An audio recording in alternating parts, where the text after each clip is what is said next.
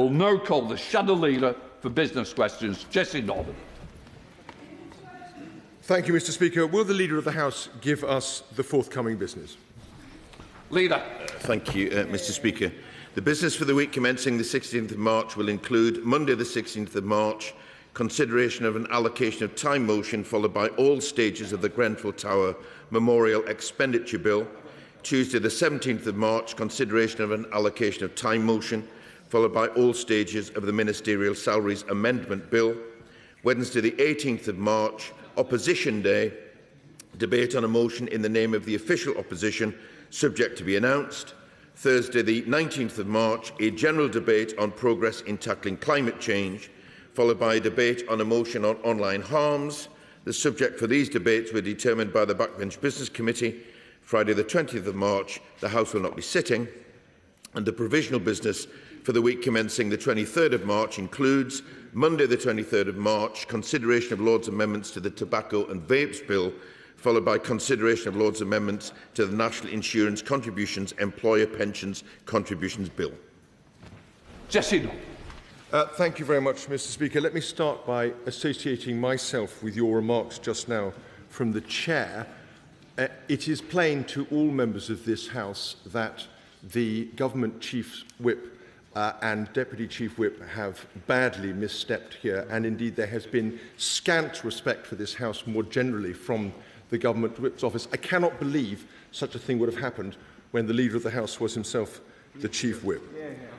Let me join, if I may, the Prime Minister yesterday, and I'm sure the whole House today, in remembering the dreadful events of 30 years ago in Dunblane and paying tribute to the victims and their families.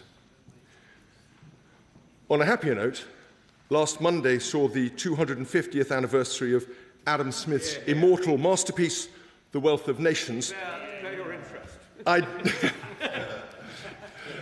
Members may wish, if they like, to consult works by the Shadow Leader on this topic. I doubt if any other book or any single body of thought has had more effect in improving the lives and livelihoods of people across the world in the intervening 250 years.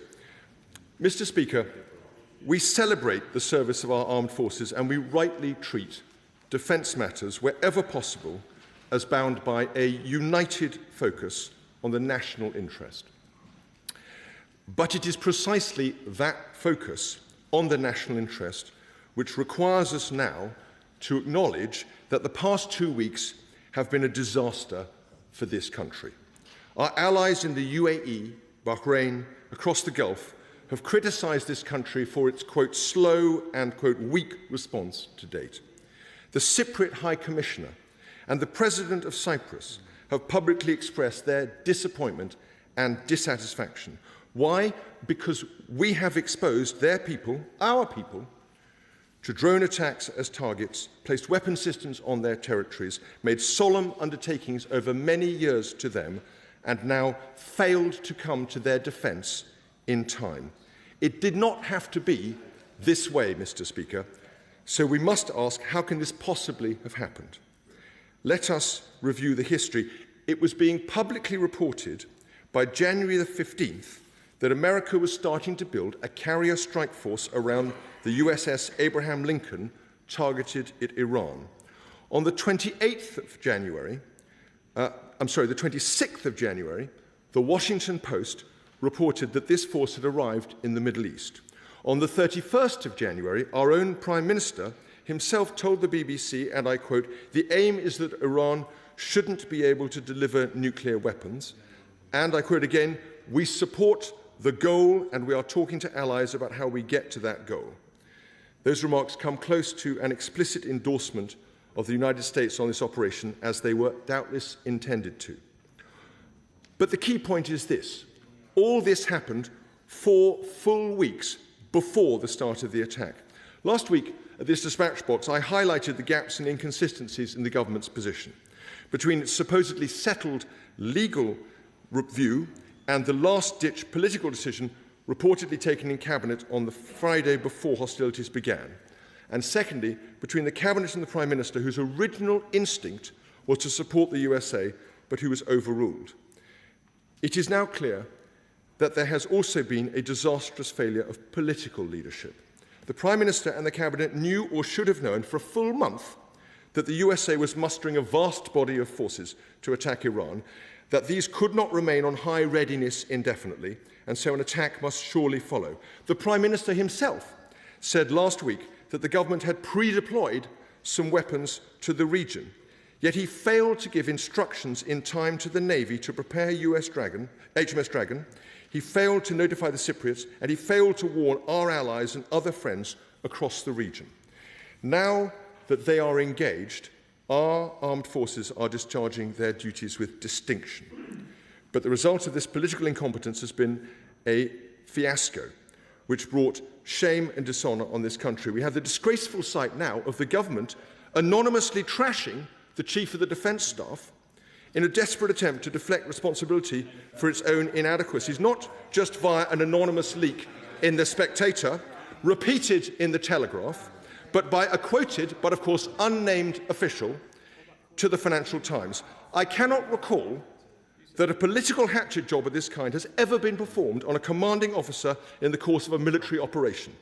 It is deeply dishonourable and itself a further sign of failure in number 10. So I ask the leader these things, whether he would support an inquiry into these leaks and briefings, and whether he would support an investigation in due course as to how this embarrassing fiasco can have been allowed to happen and what can be done to prevent it from ever happening again. Hear, hear. Leader. Mr. Speaker, and can I first of all respond to your words, Mr. Speaker, previously about the events of last evening, and endorse everything that you have said about the need to respect staff. That is absolutely correct that you should say that, and I absolutely endorse your remarks. And can I assure you, Mr. Speaker, and the House, that not only has the government heard your words, but they will be acted upon.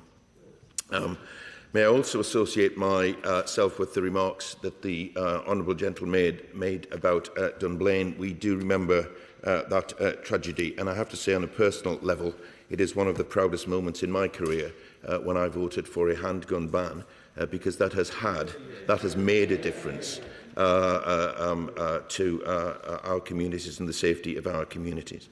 Mr. Speaker, the events that are unfolding in Iran are deeply concerning, and I will turn to the specific remarks of the Honourable Gentleman in a moment. But the events are deeply concerning, and our thoughts are with British citizens and our brave servicemen and women in the region. The security and safety of British citizens across the region is the government's top priority. The first government charter flight landed on Tuesday morning, with the second landing on Wednesday. We will continue to explore all options for helping our citizens return home as swiftly and safely as possible. Drop-ins are being held for MPs with concerns, and as I said last week, Mr. Speaker, should members face issues and are not able to get the support that they need for their constituents, I invite them to speak to my office and my officials, and we will help in any way that we can. This week we've launched the Social Cohesion Action Plan, which sets out the steps the government is taking to improve social cohesion and protect what matters. We will invest in initiatives which create opportunities for connection across backgrounds, and we will expand the Pride in Place programme, which puts more communities at the heart of decision-making in their own neighbourhoods, and we will develop new tools and powers to safeguard organisations that spread extremism, hate and threaten public safety. It's also, Mr. Speaker, I think correct to reflect on that last Sunday was COVID-19 Day of Reflection, an opportunity to come together to remember those that lost their lives and to honour the tireless work and acts of kindness shown by many during the pandemic. The government remains committed to learning the lessons needed from the COVID inquiry to protect and prepare us for the future. And as a sign of that commitment, just last year, the government held the largest pandemic exercise in British history. Let me turn now to the remarks of the Shadow Leader and agree with him on the first point that he made, which is that it is incumbent in this House that parties work together in times of crisis, which we are facing. I agree that a bipartisan approach, if we can get one, is the best one. It's what we did in opposition, Mr. Speaker, even though some of those decisions were very difficult. So I am disappointed, not just in his remarks today, but I'm particularly disappointed in the leader of his party, because she simply doesn't seem to acknowledge the importance and responsibility which comes with her office. In terms of the story that he set out, we did send assets to the region, Mr. Speaker, at the beginning of the year. HMS Dragon is dispatched. As I've just said, we take the safety and security of British citizens and servicemen and women very highly indeed. On the wider issue in which he raises, I'd simply remind him that his government was the one that left our defences in a shocking state, with defence expenditure going down. We are not least in a diminished surface fleet. But our task, Mr. Speaker, is to rebuild our defences. We are committed to increasing spending to keep our servicemen and women safe. And in terms of any inquiry, we're in the midst of an international crisis.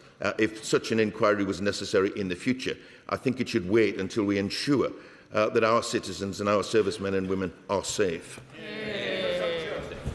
Thank you, Mr. Speaker. Overgrown vegetation is impeding access to footpaths on Stansfield Avenue and on Pritchard Drive in Hawkinge in my constituency. When I made representation on behalf of local residents to the local council, I was informed that these footpaths are not registered with the town council, the district council or the county council. Because of the developers did not consider the long-term stewardship of these footpaths, local volunteers have until now ended up having to keep them clear themselves. Could the Leader of the House therefore find time for a debate on the responsibility of developers in ensuring the proper adoption and maintenance of footpaths and other community infrastructure? Unadopted roads and pavements can cause a range of issues for residents, and this government is currently consulting on the issue of unadopted amenities. And I'm sure members will be updated when the work has been concluded, but I will ensure that my honourable friends' comments are brought to the attention of ministers. Bobby Dean, Liberal Democrat spokesperson. Thank you, Mr. Speaker. I'm bringing to the House this week a matter that I've raised with the Leader of the House before, and that is the matter of fraud. He will know fraud is a devastating crime. It can destroy people's life savings, plunge them into debt, and it's now the most frequently experienced crime in Britain. On Monday, the government did release its fraud strategy, but you'll be forgiven if nobody noticed. No minister came to the dispatcher box about this. There was hardly any media coverage at all. And when you think about how prevalent this crime is, you have to ask yourself, why was there no noise made about this significant strategy? And I think the reason why is that a key pre-election commitment that was made on fraud was quietly dropped. The Prime Minister himself said that big tech companies need to be held financially accountable for their role in fraud. But when the strategy was dropped, instead of enforcing that, we have an industry working group emerging where we're going to talk to the industry and ask them to act more nicely.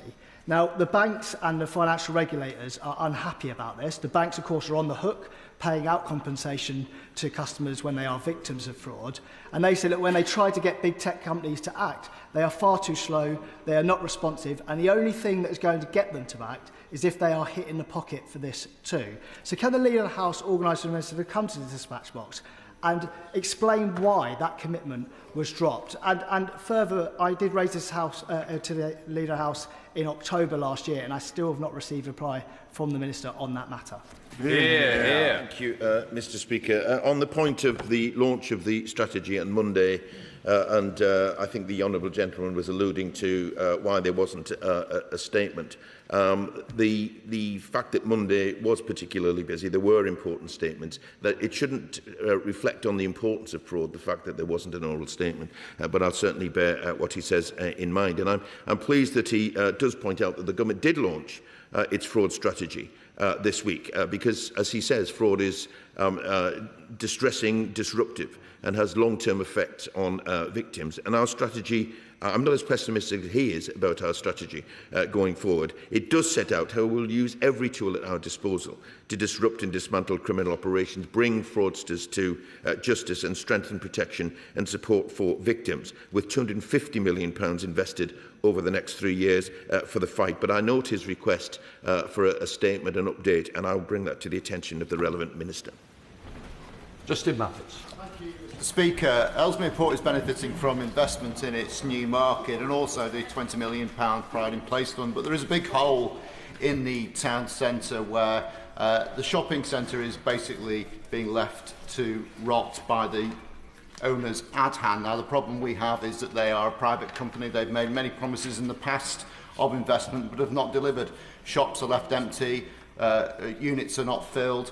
The heating doesn't even work in the centre. They are milking the centre dry. They're leaving a big hole in the town centre when we've got so much other investment. It is a real shame that this is happening. So I wonder if we could have a debate, please, about what more powers local authorities can have to actually compel investment in the whole of our town centres. Speaker, the reality is that the party opposite, when they were in government, hollowed out our high streets. We are giving unprecedented new powers to local communities to seize boarded shops and revitalise neglected high streets. But I share my honourable friend's concerns. I will share my honourable friend's concerns with ministers. And should he seek a meeting, I will facilitate one. Or if he wants to hear directly from ministers via a debate, I would encourage him to apply for one. Acting Chair of the Backbench Committee, Martin Vickers. Thank you, Mr. Speaker. In addition to the business that the leader has announced, I can advise members that on Thursday, the 26th of March, in the Chamber, there will be a debate on transport accessibility for disabled people and support for Kyrke veterans. In Westminster Hall next week, there are a number of debates, including productivity and economic growth in the East Midlands, and one which I'm sure will be particularly popular, the accessibility of banking services. And week commencing the 23rd of March, there will be debates on sudden unexplained death in childhood, outcomes for patients with Ehlers-Danlos syndrome and craniocervical instability. Hope I've got that right.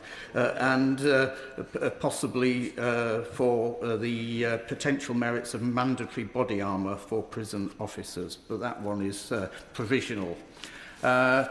We have, as the leader knows, a great deal of outstanding debates, and the weekly plea for more time is coming your way.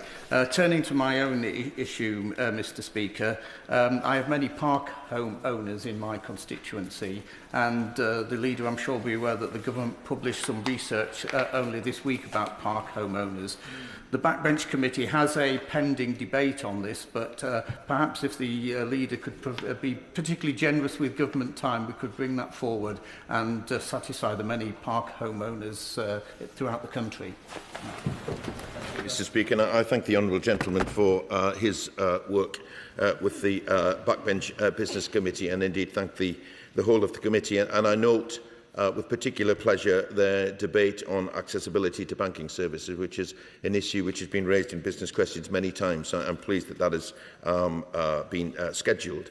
In terms of more time, I can't promise him more time at this moment, but I do also recognise that it's important to get confirmation of time as early as possible, and I will endeavour to do that. On the matter that he raises on park homes, we do recognise, Mr. Speaker, the long-standing concerns among park home residents about things like commission fees, and we have launched a call for evidence, and I would encourage his constituents, indeed everyone's constituents, to contribute to this call for evidence. If needed, Mr. Speaker, I should remind the House that park home residents are entitled to free, independent legal advice about their rights through the government-funded Leasehold Advisory Service. Big picture. Thank you, Mr. Speaker. My honourable friend in Doncaster Central and I have often come here to speak about the appalling service of audiology at Doncaster Royal Infirmary. Now, they have put an action plan in place and first-time appointments are improved, but second and third appointments are just not happening and people are waiting for hearing aid refits and repairs. Will the Leader of the House ask ministers to set out how they will support trusts to expand capacity to follow up audiology care, including how they could use high street provision where that can be provided under the NHS? Thank you, Mr. Speaker. We know that people are waiting too long for community health services, and we are committed to cutting waiting lists, including for audiology. We're providing capital investment to upgrade audiology facilities in NHS trusts and expand audiology testing capacity through community diagnostic centres.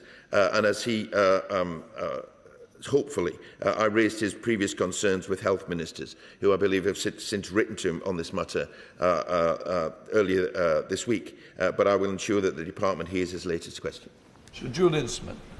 Manufacturers and distributors of bullets in the UK are extremely concerned about the decision by DEFRA to ban lead in 2029. The EU was about to make this decision but pulled back from it. Can we have a debate about the impact of this decision on UK sovereign capability as urgently as possible?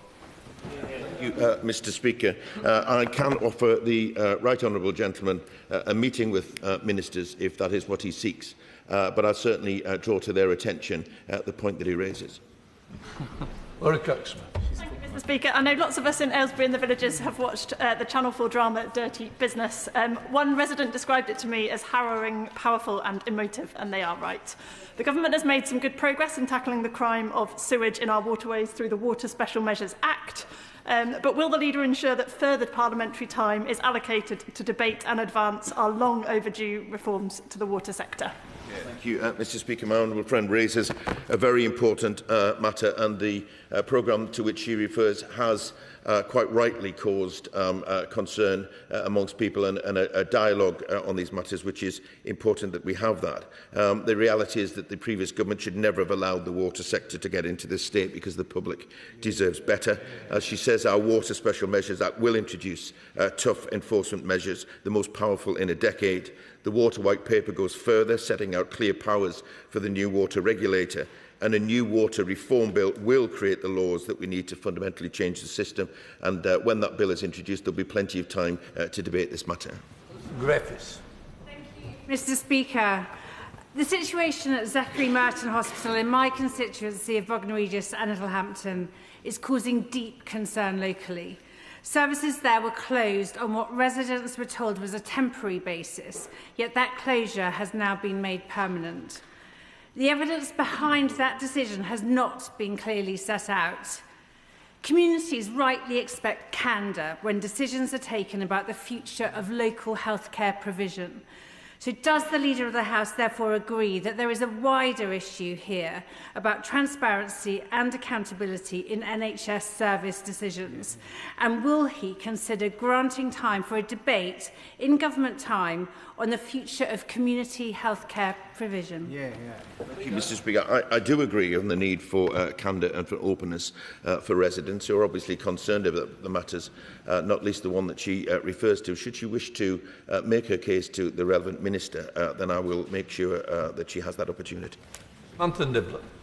Mr. Speaker, comedy has always been a part of the fabric of British society. It's why I'm delighted to be a patron of the newly launched Craft, set up to work to give the comedy industry the formal recognition it deserves to ensure fair funding and government and industry support. From national treasures and emerging talent to homegrown natural funny people in our own communities, like Steve Cook in my constituency of South Derbyshire, who runs I Love Swad on Facebook with Pete Jacob and Brass. Steve never fails to make me laugh. I'm nearly there, bear with me. He turned a council decision to turn around an interesting feature roundabout and call it Swadhenge. Google it, you'll find it. It's also on TripAdvisor now too. So does the Leader of the House agree with me that comedy is an art form, not just a genre? And will he join me in thanking Lou Jackson, founder of Craft, and Steve Cook, and all those who support comedy in the UK? Thank you, Mr. Speaker. Mr. Speaker, much like myself, comedy brings light and laughter to our lives. And is a talent and an art to which I'm proud to join my honourable friend in recognising. Of course, I want to thank everyone who supports the incredible UK comedy scene, including Lou Jackson from Craft and Steve Cook from her constituency. Wendy Chamberlain. much, Mr Speaker. It was good that the Government did host a session in relation to heating oil. Rural constituencies like my own of North East 5 have almost 15% who rely on heating oil, so it's really important that Government's debating that. But as my right honourable friend, the chair of the EFRA Select Committee, raised, red diesel is also an issue, and rural impacts of the conflict in Iran are greater than heating oil. Fertiliser is another challenge. Reports of 40% increases in the costs. When food security is becoming even more vital, can the Leader of the House ensure that we have a statement from the Secretary of State for DEFRA on the rural impacts of the conflict? Thank you, Mr Speaker. I don't think we've been shy in bringing forward statements on matters that have arisen from the crisis in Iran, and we will continue to do so. The Honourable Lady is absolutely right to raise concerns about heating oil and about other matters too. And as she knows, the Energy Minister has asked the CMA to make sure that consumers are treated fairly, with the option of investigation into unfair practices if that becomes necessary. But the Government is very cognisant of that, of energy prices in general, but also of heating oil and indeed of fuel. And we'll keep that under close watch and, when appropriate, bring forward and update the House on what we intend to do about it. James Asler. Thank you, Mr Speaker. This weekend marks the 50th anniversary of the West Ham station attack, where an IRA bomb exploded on a tube train, injuring 9 people. Post Office engineer Peter Chalk was shot and seriously injured, and the tube driver Joseph Julius Stephen was shot and killed as they attempted to stop the attacker escaping. Mr Stephen was posthumously awarded the Queen's Gallantry Medal, and we are marking his sacrifice at the station this week. Would the Leader of the House join with me in marking this anniversary and sending this House's best wishes to his widow Janet? And does he agree we should always mark these significant anniversaries, particularly where it involves public sector workers who have stepped up above and beyond the call of duty and sacrificed or risked their own lives to protect the public? Thank you, Mr Speaker. I absolutely thank my honourable friend in sending our best wishes to the friends and family of the people who were killed. And I thank him for raising this important anniversary. It is important that we remember events such as these, because not least it underlines the importance of community. And I join him in recognising all public servants who have acted in the face of danger to protect us as we go about our daily lives. Robin Moore.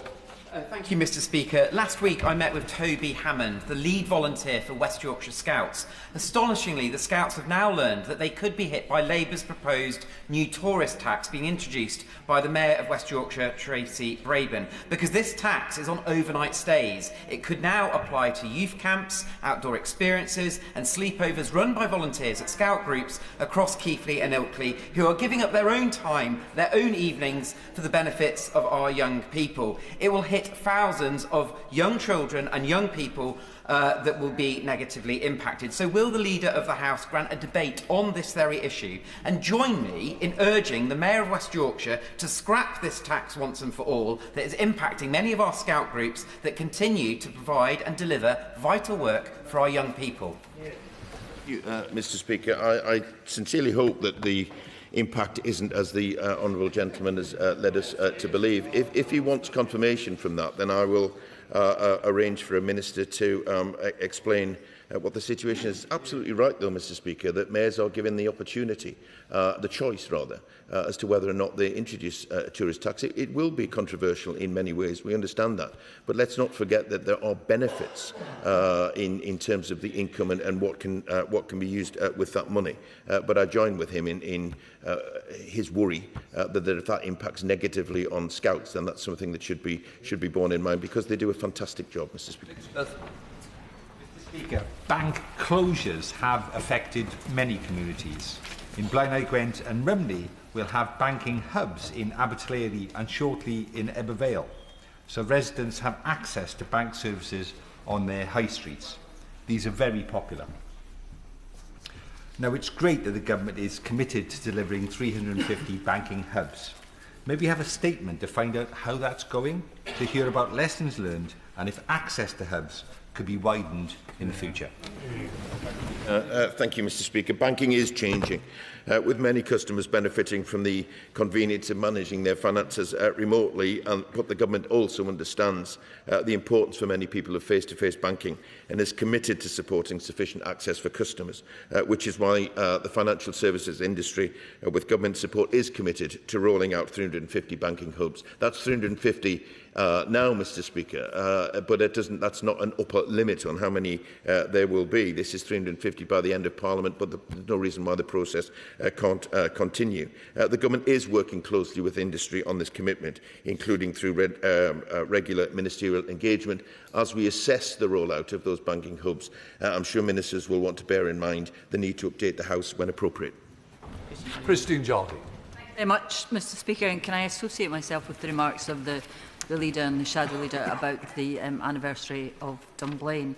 Many of us in this place have pensioner constituents abroad, particularly 90% of them in the Commonwealth, who have frozen pensions from the point at which they left. This is an issue of great concern, not just to them, but increasingly to the governments of Canada and Australia in particular, where it places a heavy burden on them. The regulations were passed recently through this House, the annual regulations without scrutiny because of the way in which they are passed. So would there be some way that we could arrange a meeting with ministers or a debate in this House so that we can examine this policy and see if there is a way of amending it to make it fairer both to those pensioners and to everyone else affected by it? Mr. Speaker, I don't know the answer to the Honourable Lady's question, except to say that if she seeks a meeting with the Minister, I will help her to facilitate one. Thank you, Mr. Speaker. The 16th of March marks the start of Sign Language Week.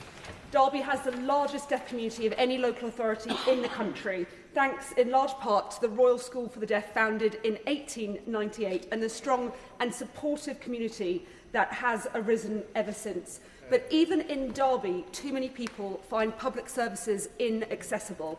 Would the Leader of the House agree that across our public services, everyone should be able to access information and communicate in a way that works for them? And will he join me in wishing everyone that uses British Sign Language in Derby and across the country a very happy Sign Language Week?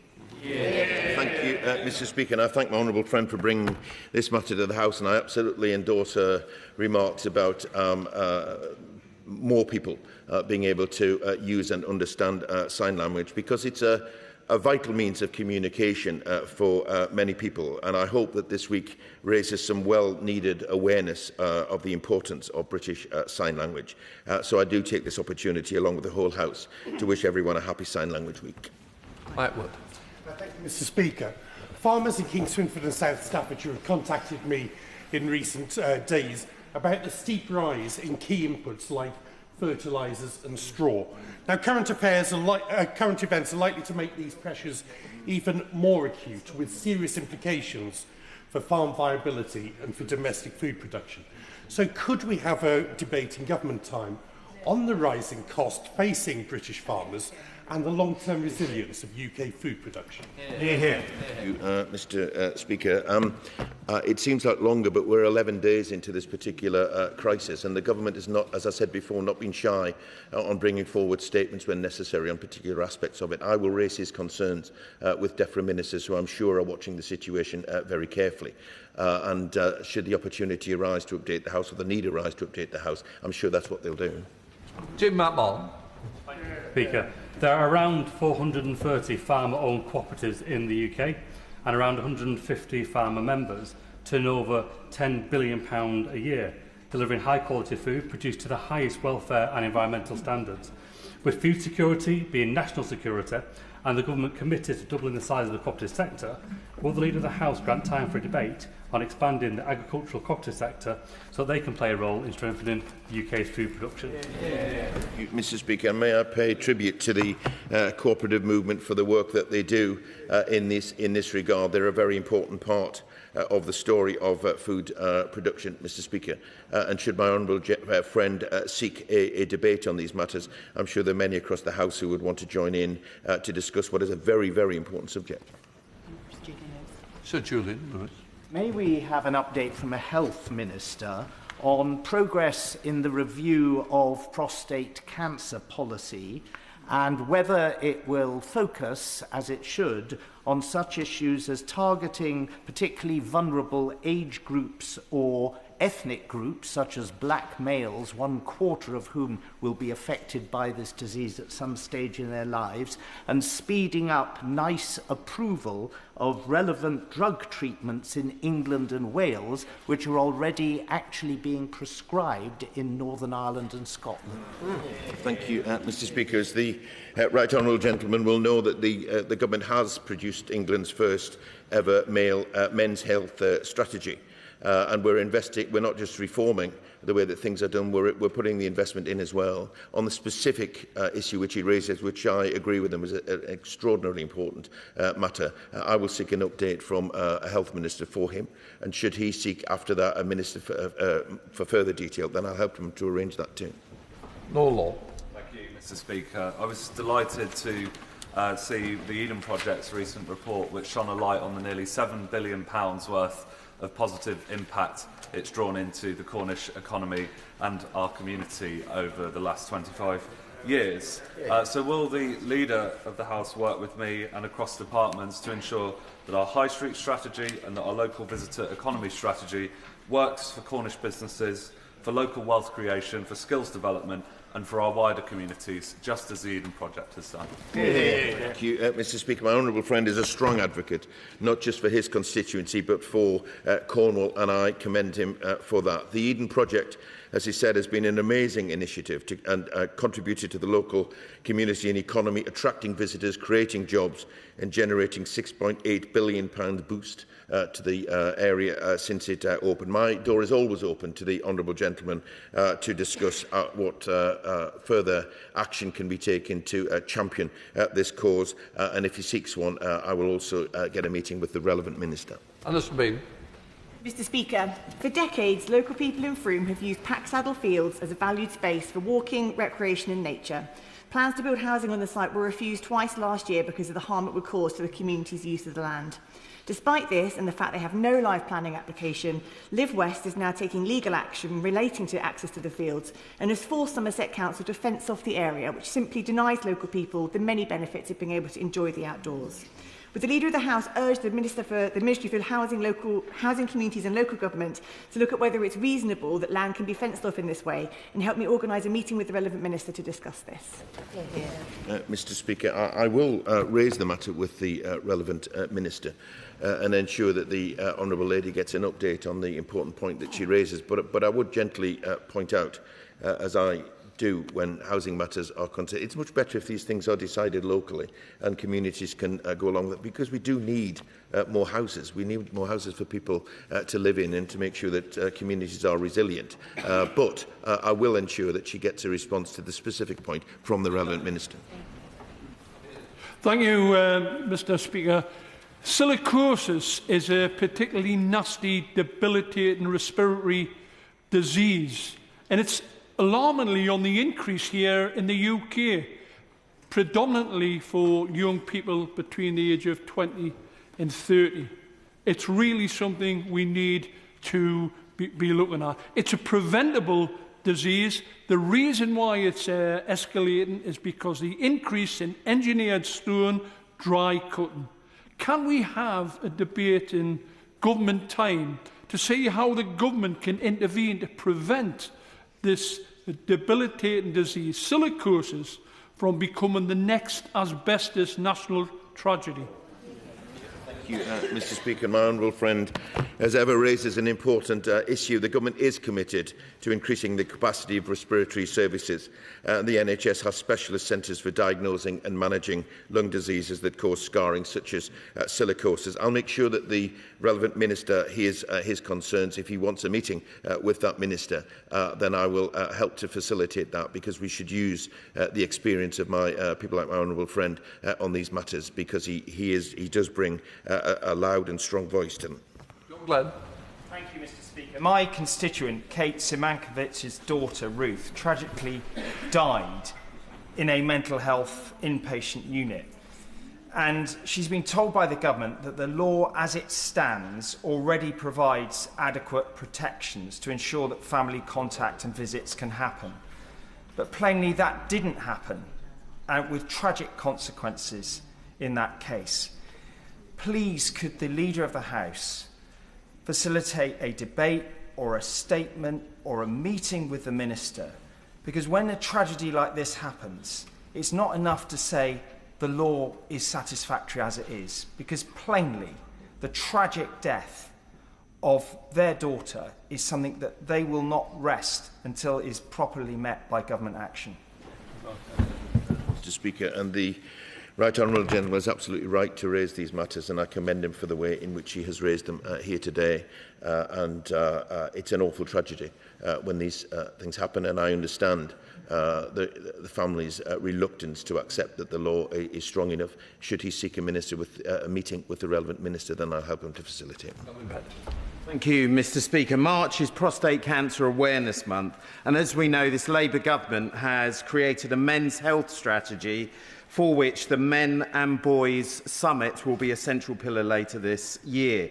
Today, the Prostate Cancer APPG heard powerful testimonies from Movember, Maggie's, the British Association for Urological Nurses, and Alfonso Archer, a survivor, who spoke powerfully about the inequities in prostate cancer provision and the place for music therapy in the recovery process. Whilst I welcome the very powerful response to the Right Honourable Member for New Forest East, would the Leader of the House ensure that a round table on prostate cancer is among those included in the lead-up to this very welcome summit later this year? Indeed, Mr. Speaker, it is, as my honourable friend pointed out, the second time that this has been raised today, and that underlines the importance of these matters. Should he seek a debate, I'm sure that others will join him in raising these important matters. But in terms of the round table before the summit, then I'll certainly look into that. Andrew Rosenberg. Every year for St George's Day, my local Scouts in Romford have a St George's Day parade and a service at a local church. In Hornchurch as well, so 2 parades in Havering. But this year, the police have withdrawn support. They're not prepared to marshal the very short parade on the basis of cost. Now, Mr. Speaker, we pay in huge sums of money for the Metropolitan Police, and when there is any kind of event, I expect the police to be there to look after the safety of those young people that are celebrating the patron saint of Scouting. So, will the Leader of the House allow for a debate about, firstly, the importance of celebrating St George's Day as part of our great English cultural heritage, but also the failure of the Metropolitan Police to ensure that the London Borough of Havering is given the police cover that we deserve and that we pay for? Mr. Speaker, I'm sure this was not an easy decision for the police, but I can understand the distress that it might cause, and I do even now hope that a local solution can be found. But he raises the matter of whether or not there would be a debate to commemorate St George's Day. Let me see what we can do in that regard, and that will give him and others the opportunity perhaps to raise issues like this. Jim Dixon. Thank you, Mr. Speaker. It's been a really big step forward to see the statutory levy on gambling operators up and running since April last year, with money raised ring-fenced for much-needed gambling-related harms research, prevention and treatment. However, I am very concerned that with only 3 weeks until the new financial year, funding allocations haven't yet been announced, leaving vital organisations like GamCare and Gordon Moody and many others uncertain of their future. Would the Leader of the House pass on my concerns to the relevant Health Minister and ask that they update the House as soon as possible? Mr. Speaker, and I thank my honourable friend for his question. We are committed to strengthening protections for those at risk and reducing harmful gambling. And levy commissioners are best placed to make decisions on the future of their work. I will ensure, however, that the relevant minister has heard his concerns and that he gets an update. But, Mr. Speaker, it will be from a DCMS minister, because they are responsible for the implementation and oversight of the gambling levy. David Mundell. Speaker, and can I associate myself with the remarks earlier about the Dunblane tragedy? Could the Leader of the House arrange for there to be a statement on the government support for egg production in the UK, a vital part of the food chain? I have some of the UK's largest egg producers in my constituency, such as Glenrath Farm, and they are very concerned about a consultation on phasing out of enriched colony cages. They point out that current UK trade policy allows tariff-free imports of eggs and egg products from lower welfare systems, including conventional cages still legal in many non-EU countries. A unilateral UK ban on cage production without equivalent import restrictions would accelerate imports of shell eggs and egg products from systems that would be illegal domestically and would undermine UK producers and processors who have invested heavily in enriched cages. Mr. Speaker, and I thank the Right Honourable Gentleman for bringing this to the House, because I agree with him. It's absolutely vital that we support the British egg industry. He will be aware that DEFRA have recently held a public consultation on this matter, which the call for views closed last week, so we will await the outcome of that. But I will make sure that the relevant Minister has heard the Right Honourable Gentleman's remarks here this morning, and once the consultation has been considered, the outcome of the consultation, then should a statement or a debate be necessary, then we'll help to arrange that.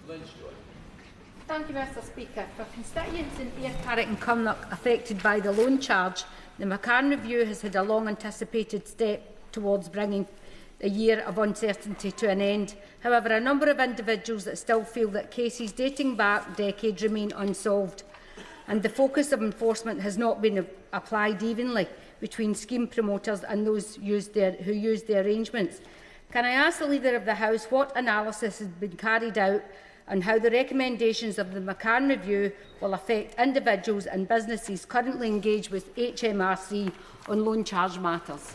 Thank you, Mr. Speaker. I thank my honourable friend for raising this matter. The government does understand the strength of feeling about this issue, which is why we accepted all but one of the independent review's recommendations, and why, Mr. Speaker, at the budget we made the decision to write off £5,000 from the liabilities of everyone who has been affected by the loan charge. But I will ensure that ministers have heard my honourable friend's concerns today. Franklin. Speaker, in my constituency of Guildford and right across the country, the continued spike in oil prices is having a huge financial impact on families reliant on heating oil. Will the Leader of the House please allow a debate in government time on its plans to help with this issue? And also, will he ask his colleagues in the Treasury to look at a mechanism for heating oil price cap? Mr. Speaker, as I said previously, the Energy Minister has asked the CMA to make sure that consumers are being treated fairly, with the option of investigation into unfair practices should they occur. We're not going to tolerate, Mr. Speaker, companies profiteering from this conflict.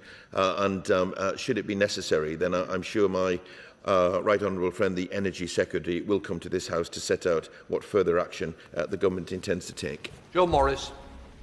Thank you, Mr. Speaker. Across last summer, I did a tour of my constituency holding 80 surgeries in 4 weeks. And the number one issue that came up in West Northumberland was potholes on rural roads, where we are unfortunately lumbered with Conservative-run Northumberland County Council, who manage to be both incompetent and slightly neglecting the west of the county to an almost historic degree.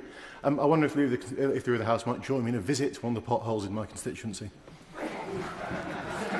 Thank you very much indeed. And I thank my honourable friend for raising this matter in the House. He's a very strong advocate, not just for his constituency, but for the west of the very beautiful county of Northumberland. The government is investing £24 billion in maintaining and improving motorways and local roads across the country. And I would join him in urging councils such as Northumberland County Council to act so that our constituents can reap the benefits of this funding. In terms of the very tempting invitation that he sends me, I will certainly look at my diary. Greg Smith. Thank you, Mr. Speaker. The Liberal Democrat-chaired Buckinghamshire and Milton Keynes Fire Authority have just consulted on closing Stokenchurch Fire Station, Great Missenden Fire Station, and removing nearly a quarter of the fire engines from the Buckinghamshire and Milton Keynes Fire Authority area. It is no surprise that the consultation responses are in and the public do not want to see these dangerous cuts taken place. But the papers for next week's Fire Authority meeting seem to show that the Fire Authority are going to ignore that consultation and carry on regardless. So can we have a debate in government time about the duties on public bodies to actually listen to consultations? Otherwise, the public will just look at these things for token exercises rather than real meaningful engagement. Mr. Speaker, and I do understand public concern when issues such as these arise, and wherever possible, of course, the authorities need to listen to residents. Should the honourable gentleman seek a Westminster Hall debate, I'm sure others will seek to join him in that, because there are common concerns in other areas of the country. Rendiger. Thank you, Mr. Speaker. A constituent contacted my office to say that their daughter and her partner are caught in a student loans trap, where although they are both working and paying back their loans, they are hardly making any headway in reducing their debts. Apparently, of those with student loans, 76% feel trapped by a student loan balance that keeps growing despite making repayments. 87% do not think that the 6.2% interest rate on Plan 2 loans is fair, and 81% say that they were not fully informed about the terms of the loan when they took it out.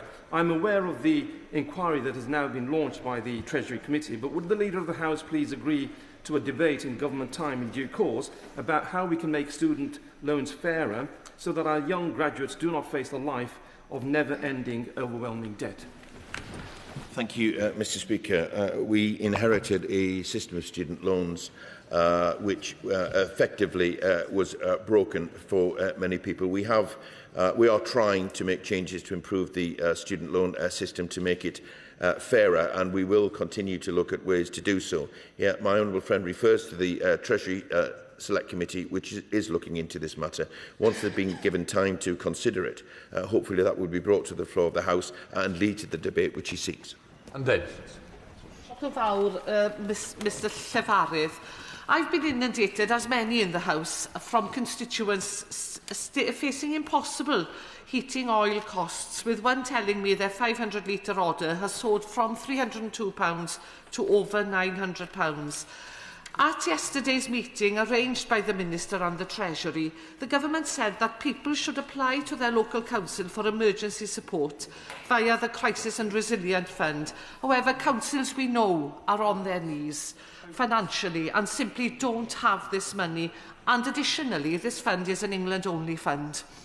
So can we have a debate in this House on the need for the UK Government to take responsibility by providing new crisis support funding for off-grid households in Wales and in the other devolved nations? This is an issue which has been raised a number of times this morning and demonstrates the strength of the feeling. So I would either encourage the Honourable Lady to seek a debate on these matters to hear from the Minister, or if she wants a meeting with the Minister to explain her concerns, I will help her to facilitate that. Paul Wall. Thank you, Mr. Speaker. Rochdale's Bassa Football Club recently returned from their tour of Bangladesh, where they met street children, blind children and autistic children who were helped by the amazing £20,000 that the club had raised for charity. So will the leader join me in congratulating Ellesmere, Sajmere, all the lads at Bassa, as well as their sponsors, the restaurants Pavilion, Pandora, Panchi and Amor? Thanks. Thank you, Mr. Speaker. I'm delighted to hear about the fundraising success of Rochdale's Bangladeshi Arts and Sports Association Football Club, and join my honourable friend in congratulating the whole team and everyone associated with the team, including their sponsors, who made this possible. Dr. Andrew Morrison. In the late 1930s, this country's defence industrial base grew very fast indeed to deal with the mounting threat.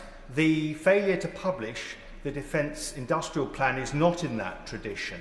From Spitfire in Trowbridge, Mr. Speaker, to the Royal Ordnance Factory in Chorley, you'll know that very well. Can we have a debate in government time to establish when we are going to see the Defence Industrial Plan, whose delay is holding our defence industrial base back, published? Mr. Speaker, the government is committed to publishing the plan, and we'll do so at the first opportunity. But we are facing a similar situation to the one that he describes at the end of the 1930s, in that defences were run down and a decision had to be made in order to start to rebuild them. And that's why the work that he talks about at the end of the 1930s had to happen. Of course, we hope that what happened later is not something that happens now. It's clearly evident. But we are trying to rebuild our defences. We are working on the plan, and we will publish it as soon as we can. And we've still got the storage facility in Chorley as well. Amanda Barton. Thank you, Mr. Speaker. And I'd like to firstly associate my words with the Leader of the House in support for armed forces, particularly HMS Dragon, that left ports of shores. Mr. Speaker, residents in Cosham, Paulsgrove Hillsey and Drayton Farlington have faced years of dangerous antisocial behaviour along Portsdown Hill. And following what seems to be delays from the Hampshire PCC's office and potentially the Council, the average speed cameras promised to the community are still only at tender stage, and they won't be installed until after the summer. Understandably, Mr. Speaker, my constituents do not want to face another summer of disruptions and unsafe driving. Could Leader of the House advise what further steps I can take to expedite action and ensure these communities finally see enforcement measures that they were promised? Thank you, Mr. Speaker. We published our road safety strategy in January, which marks a turning point in the government's approach to this, and we are taking decisive action to make our roads safer for everyone. But I will ensure that the relevant minister has heard her contribution today. But it's also an opportunity, Mr. Speaker, to thank everyone involved in getting HMS Dragon ready so that it can embark. And I want to pay tribute to everyone there. And can I also congratulate the City of Portsmouth, who I understand celebrates its centenary this year. Paul Coe. Thank you, Mr. Speaker. Criterion Capital has recently embarked on a series of mass no-fault evictions in my borough of Merton, including Emerald House in my Wimbledon constituency. This is a shameless attempt to do so before the practice becomes illegal under the Renters' Rights Act. The Section 21 notices have been accompanied by ostensibly fraudulent electrical safety reports issued by a company dissolved at the date of issue after supposed visits that do not appear to have taken place. The owner of Criterion Capital is Mr Asif Assis, who has given tens of thousands of pounds to the Labour Party and to the Conservatives. Will the Leader of the House assist me in securing a debate in government time on this rogue landlord, and does he agree with me that both the Labour and Conservative parties should immediately return his donations? Leader. She was raised earlier this week by my right honourable friend on this side of the House, because I understand the concern. And it is important that the government is changing the law in this regard. And it's right that the honourable gentleman calls out people who are acting unfairly in the run-up to that change in the law. It's much more important that we protect the people involved in this rather than seek to play party politics. Thomas. Mr. Speaker, in Erewash, we are very lucky indeed to have a fantastic community radio station in Erewash Sound. Thanks to the incredible Jeff Martin, Paul Stacey, Emma Duthie and dozens of other volunteers, we have a proper local radio station that focuses on hyper-local matters, promotes our community and has created a media training pipeline through the Erewash Sound Academy that creates real excellence. Will the Leader of the House then make time for a debate on community radio so everyone can hear some more about the magic that my community and many other communities around the country enjoys? I want to join my honourable friend in sending my thanks to all those involved in community radio, including Jeff, Paul and Emma at Erewash Sound. I know that my honourable friend was a keen musician in his youth, Mr. Speaker, and that community radio stations such as those in his community are vital for local and grassroots music. I also would encourage him to apply for a Westminster Hall debate on this topic, because I'm sure there are others who would wish to join in and celebrate what's happening in their own areas. Lincoln John. Thank you, Mr. Speaker. On Monday, my wife asked me what we were doing at work this week, and I said I was trying to support the British pub industry. And she looked at me and said, "Trust me, you're doing your bit already." The reasons why the pub industry are suffering a bit, we probably couldn't agree on, but would the Leader of the House agree with me that we can all show some leadership in our communities if all 650 honourable members committed to going to their local pub, and buying a drink this weekend. Thank you, Mr Speaker. I certainly encourage honourable members to visit their local pub because they're an important part of local communities, but to be moderate in their actions because we might save the pub, but we might not save our marriages. Never Robinson. Lichfield have got serious concerns about the property management company that's running their estate, Remus. Some residents have submitted formal complaints and had no reply from the company, and a promised residents meeting between the company and those concerned residents has never materialised. I wrote to Remus in October to ask them to meet me, no reply. I wrote again in November, no reply. In February, I escalated to their CEO. He did actually get back to me and he told me that the regional manager would be in touch. A month later, I've heard nothing. Will the Leader of the House join me in calling on Remus to stop dodging residents' complaints, to meet with me as a matter of urgency? Hear, hear. Because it's important that members of Parliament raise matters such as these on behalf of their constituents, and Remus and other companies should accept that responsibility, and they should respond in an appropriate way. Developers building in my constituency of Chichester in Bosham, Ernley and Bracklesham were given planning conditions where they weren't allowed to move residents onto those new developments until the wastewater treatment work capacity had been completed. Well, surprise, surprise, there is no extra capacity at the wastewater treatment work, and yet those developers are now going back to the council to ask for that commitment to be removed from the planning conditions that got them the planning in the first place. Will the Secretary of State please arrange for me to meet with the Secretary of State for Housing, Communities and Local Government so I can talk to them about an infrastructure-first approach to development? Can I just suggest to members, I'm going to finish at 12, we're going to help each other, we're going to have to really speed up. Leader. Yes, I will, Mr Speaker. Right. Daniel Francis. Thank you, Mr Speaker. Last year, the Conservative Control Council in London Borough of Bexley demolished the much-loved Parkside Community Centre in Barnhurst. They've now said they will allow it to be rebuilt if a charity funds the rebuilding themselves. I've conducted a survey of local residents that says that 89% believes that the council should rebuild that rather than the charity. Would the Leader of the House therefore confirm whether time could be made available for a debate on the importance of community buildings and the level of support available to voluntary groups who run them? Leader. Thank you, Mr Speaker. I'm sorry to hear about the loss of the much-loved Parkside community centres because they provide valuable services and are, as I've said before, the golden thread that ties communities together. My honourable friend may wish to attend the Westminster Hall debate next week on social enterprises and community ownership to hear more from the Minister directly. Thank you, Mr Speaker. The government's own strategic defence review highlighted the important role of reservists across the country, quite rightly. I'm very proud that Grantham's Prince William of Gloucester Barracks actually trains around 70% of all Army reservists in the country. So can we have a debate on the government's decision to close down Grantham's Barracks and debate not just the impact on the town of Grantham, but the wider national security issues that it will cause? Mr Speaker, and I understand the concerns locally that this decision might cause. Should the honourable gentleman seek an adjournment debate, he can put those questions to the Minister directly. Thank you, Mr Speaker. I'm proud to support the Government's ambition to cut violence against women and girls, and a cross-government approach is essential to delivering this. I'm increasingly concerned that the Department of Work and Pensions is not recognising OnlyFans content creation as commercial sexual exploitation, potentially exposing more women to harm. Will the Leader of the House raise this with the relevant ministers and bring forward regulations to amend Section 2A of the Employment and Training Act 1973 to address this problem? Thank you, Mr Speaker. The Government is committed to cutting violence against women and girls, and we committed to do this in our Vogue strategy, which we published last year. We recognise that a cross-government approach is essential, and we're embedding this mission into every corner of public life. But I will raise my honourable friend's concerns with the relevant minister. Dr. Alping.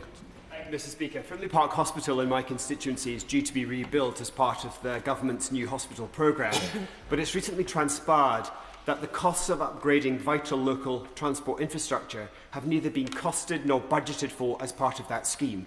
The NEO share my concerns about escalating costs and also about the slipping delivery times. I was told that those costs would have to come from a contingency fund for this scheme.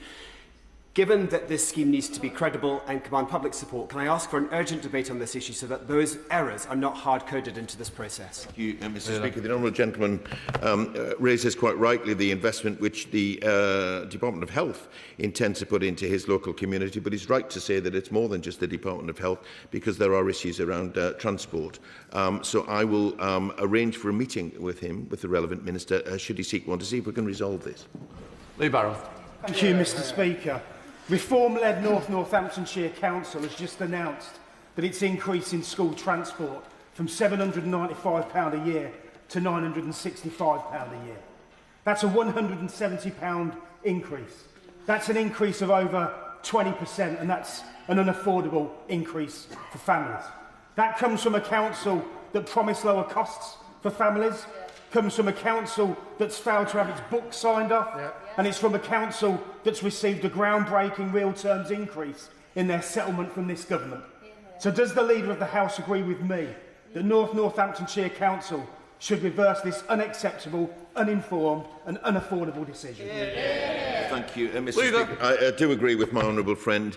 And I would just contrast the record of reform-led Northamptonshire Council with what the government is doing to support families in a whole range of actions. The actions of reform-led councils are consistently brought to my attention every week, Mr. Speaker, in these sessions, and it's never in a positive light. So I do hope that the council has heard my honourable friend's contribution today. It's further evidence that reform over-offers and under-delivers.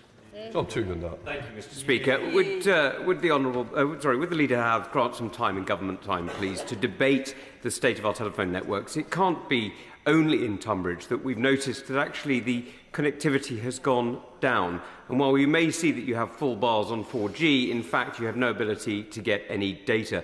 This has been a problem that's been going on for a number of years, and Jess in my office, who's been absolutely brilliant at trying to get the different organisations together, has sadly torn her own hair out, and probably most of mine, in the frustration at dealing with all of these different people who simply fail to connect Tunbridge to the rest of the world. Thank you, Mr. Speaker. Should the right honourable gentleman seek an update on what the government can do to assist this situation? I do understand his and his residents' concerns. Then I will seek that update for him. If he wants to explain that to Minister directly, I'll seek a meeting for him. Mayor.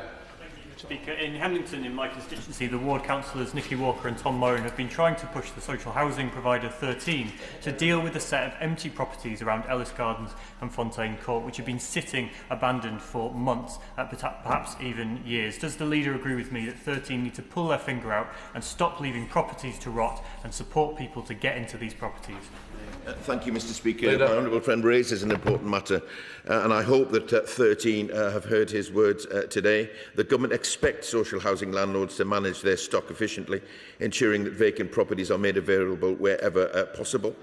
These are obviously concerning matters. I'll make sure that the relevant minister is made aware of them. Vicky Slade. Speaker, despite relying on public money, financial accountability and value for money of a multi-academy trust is seemingly unchallenged, with many leaders earning more than the Prime Minister. Aspirations with the school in Poole spent money on Teslas for their central staff and are now cutting the curriculum to balance the books. Initio is cutting teaching assistants as send increases, blaming reducing pupil numbers while boosting their exec team.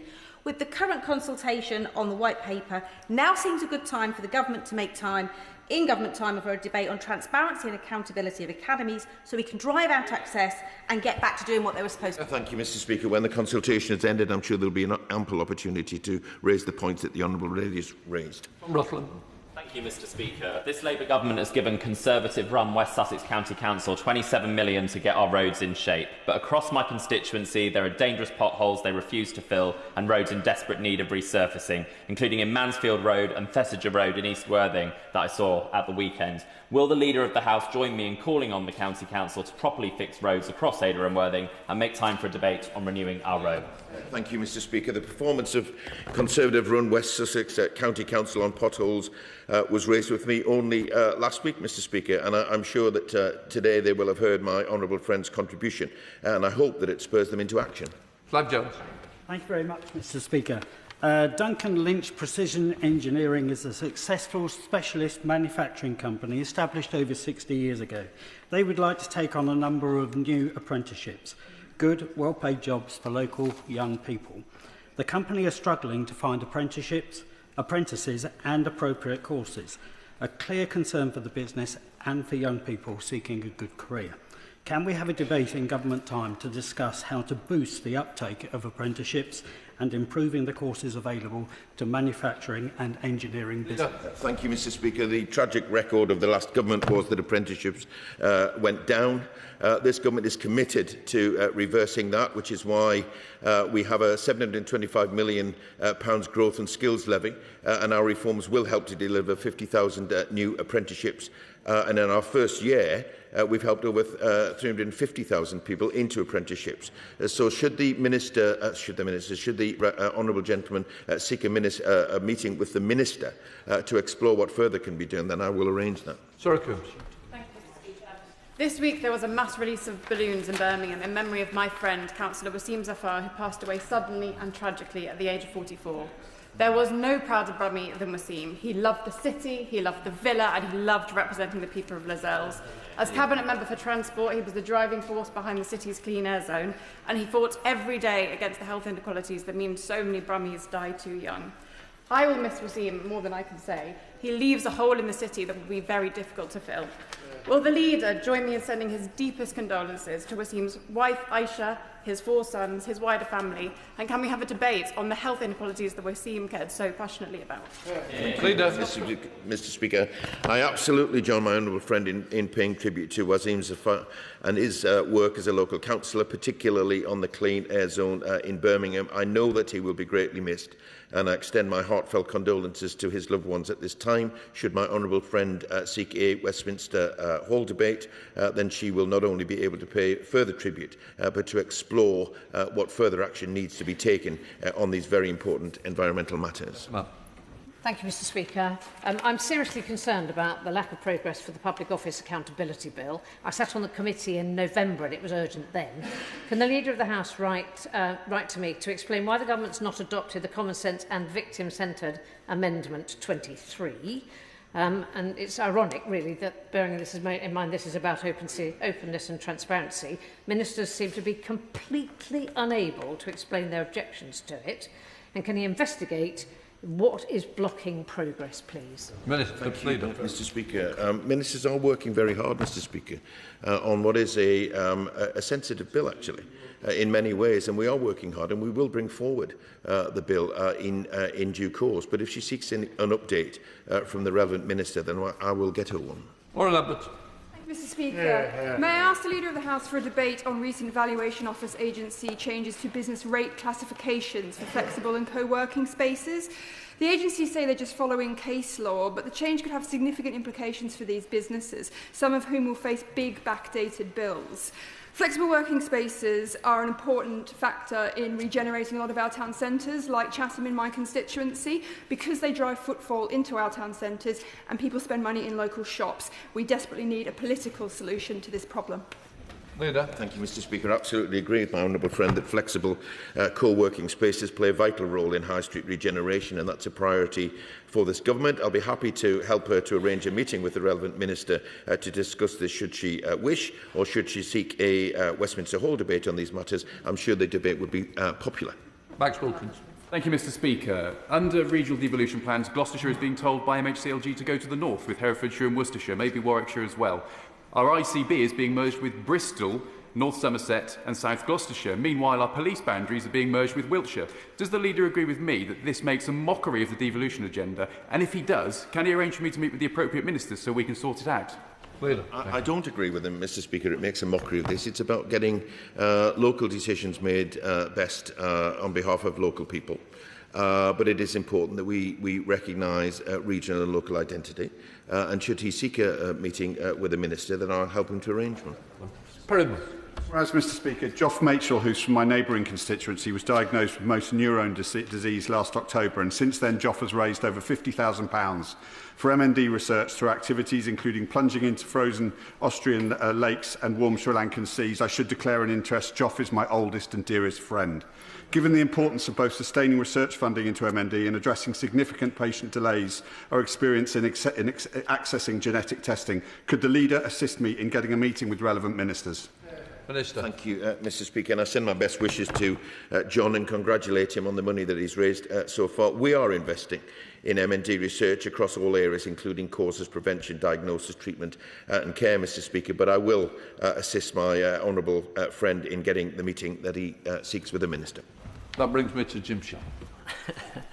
Thank you, Mr Speaker. I want to bring to the attention of the Leader of the House, Nigeria's President Tinubu had a recent visit to the UK. There are concerns regarding the ongoing harassment, persecution and killing of Christians in Nigeria. Thousands of Christians were killed, abducted or unlawfully detained in Nigeria last year alone. Islamic militants operate with impunity and 12 states enforce Sharia law, leaving Christians as second-class citizens and punishing those who convert from Islam. Leah Sharbu is one of those in her 8th year of captivity. Could I ask the Leader of the House to raise these issues with the FCDO and ensure that Leah Sharbu can be freed? Thank you, Mr Speaker. The honourable gentleman is absolutely committed to defending freedom of religion and belief for all, and so is this government. It's our firm belief that every Nigerian should be able to practice their faith or belief in safety, free from fear and persecution, and I commend the dedication by the honourable gentleman for consistently raising these matters in this chamber, and I will share his concern with the Foreign Office after today's session. Thank you, Mr Speaker. In October last year, I sent a number of FOI requests to the Nursing and Midwifery Council on sexual harassment and misconduct cases. However, I've still not received a reply. For these bodies to be trusted, they have to be accountable. Will the Leader of the House please advise me what more I can do to make sure we get proper accountability under the Freedom of Information Act? Thank you, Mr Speaker. My honourable friend will know, Mr Speaker, that the FOI Act sets out in legislation the requirements for public bodies to release that information. So I'm disappointed that he needs to bring this to the floor today, and I will make sure that his concerns are raised with the relevant body. Chris Webb. Thank you, Mr Speaker. 5,000 people walked through the door of the Blackpool Winter Gardens the other week for my second annual jobs fair, which I was delighted to open with the Secretary of State for the Department of Work and Pensions. Over 1,000 roles were secured on the spot. 853 have already started their new jobs, with 1,000 more handing out CVs and interviews on the way. So will the Leader of the House join me in thanking my constituency team, Job Centre staff, Blackpool Tourism Limited and every employer and resident who attended, making it such a huge success? Thank you, Mr Speaker. I certainly join my honourable friend in thanking everyone associated with the Blackpool Jobs Fair and making it a success, not least my honourable friend, who is a fantastic fighter on behalf of his constituents. It is incredible, Mr Speaker, to hear that over 1,000 roles were secured on the spot, and it's the Jobs Fair which was the first ever Jobs Fair for the Youth Guarantee. It's good to see so many local employers choosing to back our Youth Guarantee, and we'll keep going further to make sure, like my friend, honourable friend, that every young person has the chance to earn or learn. Josh Dewey. Thank you, Mr Speaker. Having heard that MHCLG will soon decide on the next round of Pride in Place funding, I'd like to make a plug for my Cannock Chase constituency. It's my honour to represent proud communities, but many, like Chadsmore and Rugeley Springfield's estate, were hit hard by austerity that tore away support for deprived areas. Would the Leader agree with me that Cannock Chase would make an excellent candidate for Pride in Place, and could we have a debate on the benefits of local growth funding for communities up and down the country? Thank you, Mr Speaker. My honourable friend is a fantastic champion for his constituency, and I commend him for that. The government are giving constituents the investment and powers that they need so that they can deliver the change that they want to see in their communities. So I wish my honourable friend's constituency good luck, but also wish other members of the House good luck in their campaign to get Pride in Place and to make sure that it's a success.